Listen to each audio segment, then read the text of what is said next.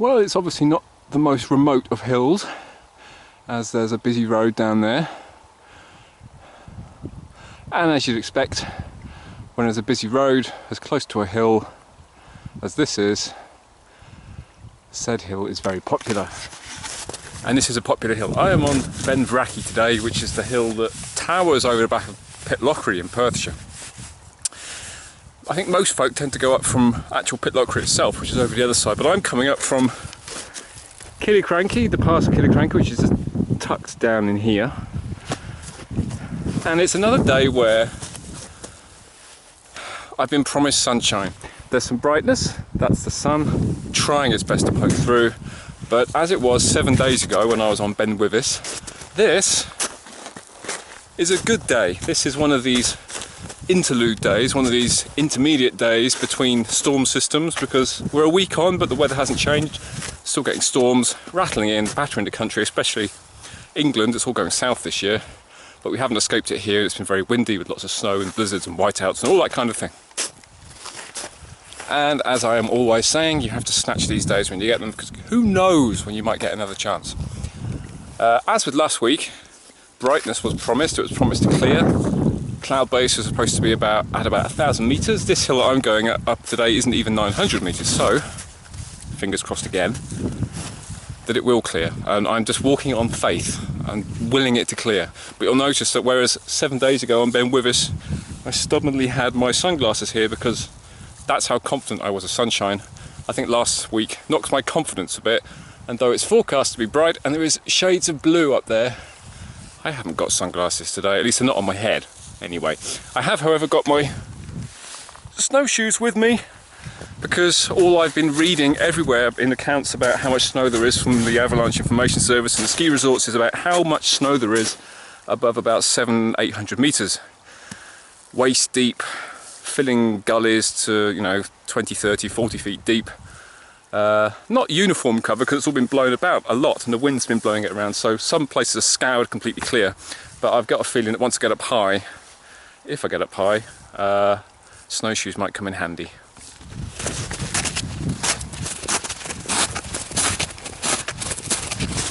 Actually, my poor snowshoes haven't had a single outing this winter.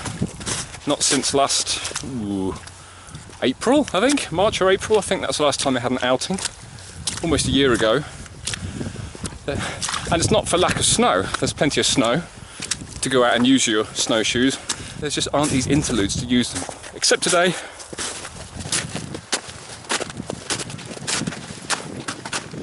Makes me laugh filming these pieces when I'm making these blogs, and always do these panoramic shots or film what's up ahead so you get a sense of what kind of landscape I'm walking through. It just occurred to me looking at this that it probably looks exactly the same as the sort of thing I was doing last week. And I do keep wondering why people watch these, because essentially when the weather's a bit dreary or it's a bit cloudy, everywhere just looks the same. It just looks like I'm doing the same walk every week. And it reminds me of something when I came back from Wales, or actually being away in Canada and New Zealand and places like that, and coming back with photos of mountains and just excitedly showing my mum all these photos and saying, look at this mountain, and look at this mountain, ooh, and look at this mountain. I knew she thought, they all just look the same. Why do you keep doing this? She never said though, but I know she thought that. Just sort of politely sat through 800 photos of mountains that all look the same. So yes, this all looks the same as last week, I imagine. But thanks for watching. You can see by the absence of footprints, there's only two here, two people. You can see this is an approach that isn't used, really. I do like the quieter approaches. Oh, some deer scattering. Right over there. Oh, jumping the fence. It's amazing how they do that. It's very graceful. And that's why all these deer fences you see tend to be 10 foot, was it 8 foot, 10 foot tall? Go on, jump it. Looking a bit doubtful. Go on, give us a show. Put on a show. Come on. Oh, very nice. Next. Come on.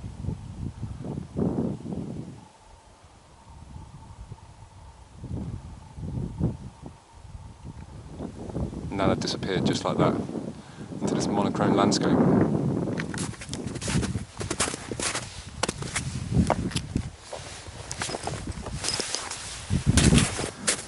Oh, and there we go. That's the top out of cloud. Maybe it's going to come good.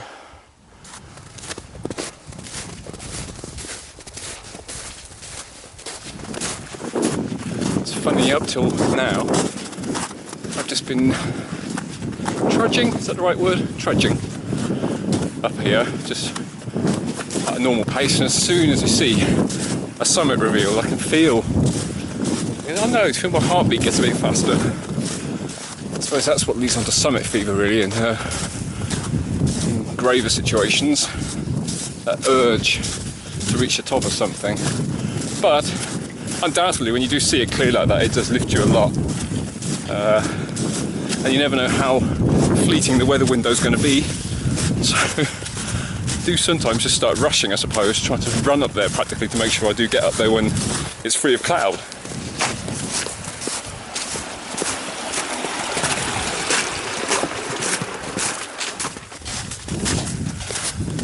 Oh, it's actually quite warm. Well, I wouldn't go so far to say as it's warm.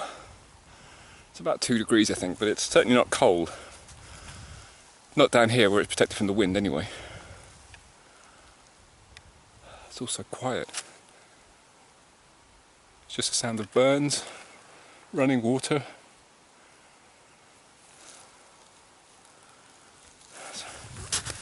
This morning when the alarm went off at 6 o'clock,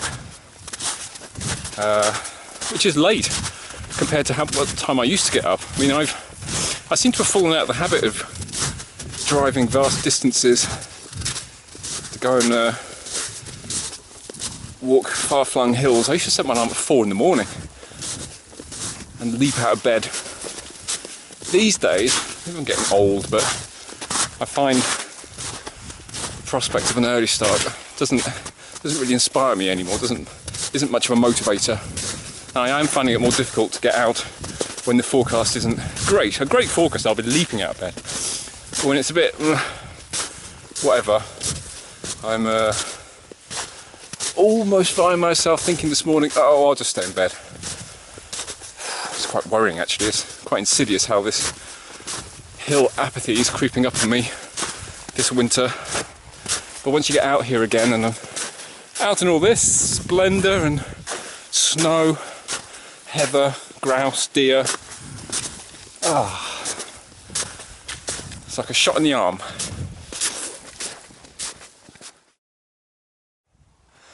Well, it's getting a bit tiring actually, so I'm going to use those just for going up, because it's the path, and then because the path is sunken, it means that all the snow just blows in here and fills it up. So snow's always deeper in depressions, so I'm going to use my shoes.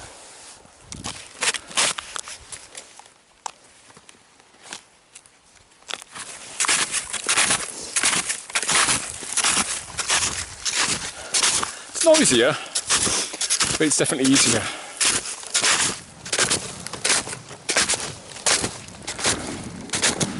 Oh, a crossroads of sorts. It's quite strange to see a signpost like this up here in the middle of nowhere. Going that way. Oh, there's a red grouse. There we are. Sure to fly off in just a moment. We're seeing all the key highland species today, it seems. Oh, I can hear the other one behind me.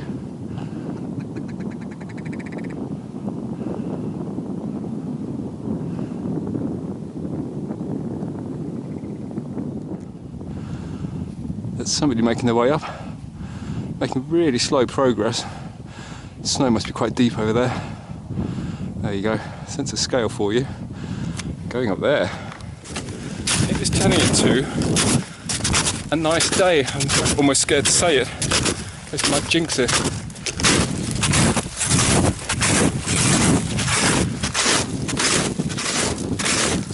part of the reason why Ben Vrackie is so popular is because it is close to Perth, Edinburgh, Dundee. It's kind of one of the closest big hills on this side of the country. When I stayed in Edinburgh, I always used to go up Ben Ledi above Callander. That used to be my nearest big-ish hill. People like to use them as if they feel the weather's just a bit too wild further north on the bigger hills. Then these ones are close to roads, not too far from help. They're familiar, they're not too high, don't get the worst of the weather. They still get bad though, but they're nice, easier options sometimes, and I think that's why I've chosen this today actually.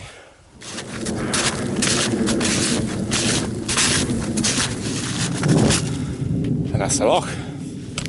You can see what an effect the wind's had on the snow distribution. All these are raised bits which are higher than the surrounding land, and the wind's just scoured the snow off them. And you can see how the snow's just denser here, where the wind comes from that way, comes here, blows all the snow over, and just accumulates in these pockets. So that's where the snow gets deepest.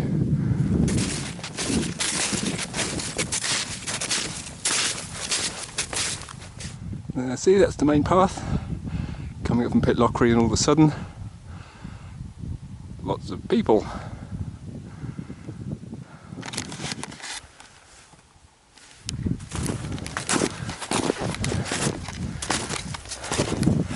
Well, the panting started because on the ascent, oh, wouldn't you know it, looks like maybe I did speak too soon, maybe I've jinxed it. The cloud is coming back in again. The summit's disappeared. Oh, just another white world like last week. But the sun is definitely up there. Not sure it'll break through though, fingers crossed.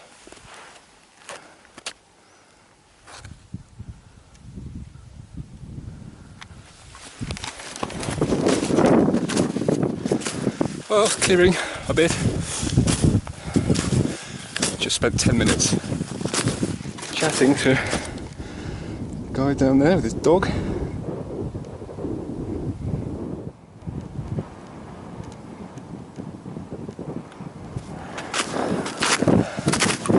Almost at the top. Perfect timing. Getting a view.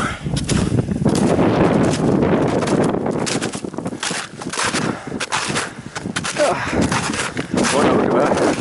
That's rime ice. And that's just from moisture just in the air, from cloud and hill fog. Without any moisture in the air, just it gradually accumulates as the wind hits it. So there we go, the summit view from Ben Vrackie, which is a bit cloudy over there, but you get the general idea. Way over there is Schiehallion, the one that everyone always says, oh, I can see Schiehallion. Well, it's over there, and Killiecrankie is down there, and that's where I came up, sort of from here, and came all the way along here, at the back. And over in that direction, you would be able to see Ben Aglow, enormous, 3-hilled massif. That hill, my favourite hill that I do every year. Hidden in cloud today.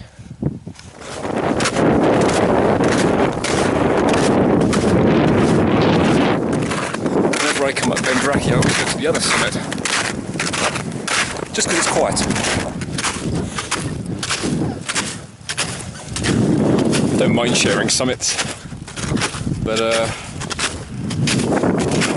sometimes just like to sit by myself. But also this other subsidiary summit gives really good views of the summit of Ben Vrackie, and you get a nice sense of scale when you see people walking up it.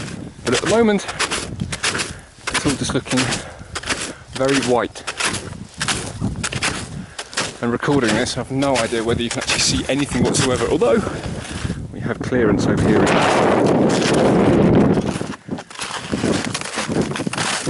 And here we are, and as promised, pretty good view. And there we have a view of somebody heading up Ben Vrackie. Like I say, you get good views once you pan out of the summit. There, what about that? How cool is that? Just get a better sense of scale from over here. I think it's actually a bit more sheltered as well. Oh, Beniglow is starting to appear over there. Right, warmth. As soon as you stop, make sure you put something warm on. And coffee cake. Bit of a luxury. Cheers.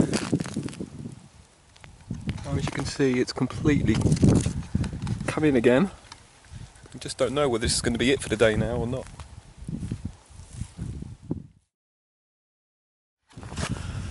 Well, after sitting still for 10-15 minutes, you really get cold, and so I've got everything on again. But if you ever wondered what a whiteout is like, beyond just the Daily Mail version of a whiteout where it just means it's snowing in London, there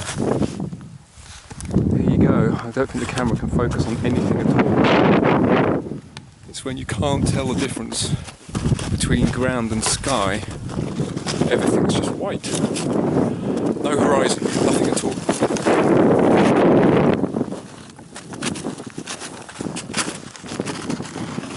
Scary. I've actually had to change of plan. I was going to go off the back of Ben Vrackie and sort of do a big loop. But I was trying to navigate my way back to the summit proper from where I was sitting having my lunch. I'm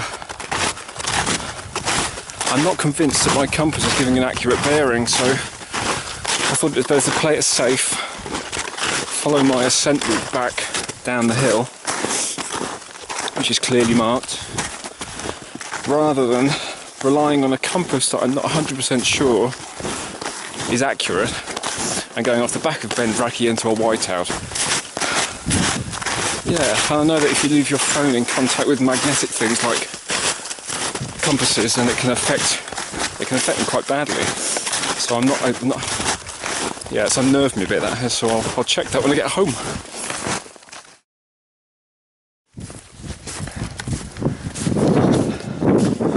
Well, I'm down off the top, and actually I'm back down at the lock again.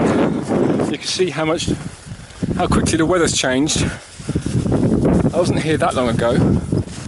Now the clouds down to this level and probably quite a bit below as well.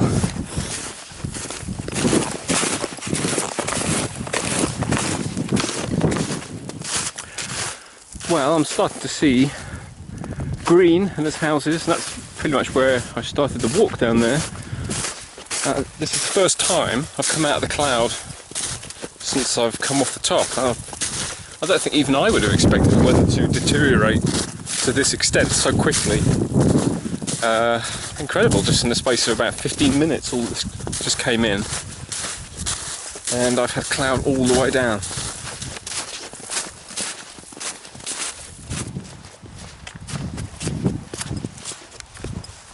Well, properly out the cloud now, for what it's worth. Looks a bit grim over there. So no sunshine, so I feel I was justified in not even bringing my sunglasses with me this time. I just feel quite lucky, I suppose, to have been able to snatch the briefest of brief weather windows up Ben Vrackie today. I did get something akin to a view at the top, and it did look the part with the snow and the clouds swirling around it, so that's all good. But it goes to show how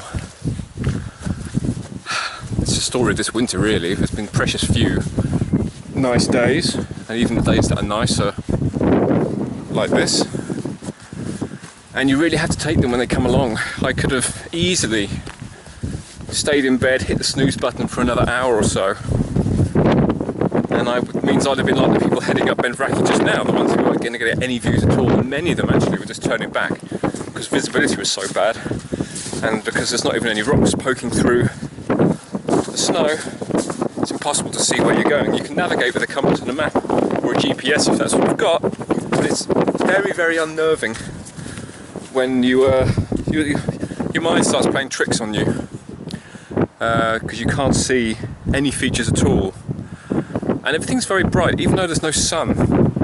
You sort of, it's like looking at a bright light. If you look at the sun and then you look down, and you know, you get the image of the sun, the image of the bright light imprinted on your eyeball for a slight moment afterwards. It's like that. Everywhere you look, you're sort of blinking and you're not quite sure what you're looking at. So even though you feel you can navigate out of it, it's not necessarily a wise thing to do all the time, because when there's no sunshine to show shadows across the landscape, you've no idea whether there's going to be a little bump or a little dip in front of you. You can quite easily trip over things, little mounds of snow, or you can step into a little depression and fall over. So even though you're confident with your navigation, you can still come a cropper. So it wouldn't have been a very pleasant walk off the back of Ben Vrackie today anyway. So I'm quite glad that I went back down the way I went up.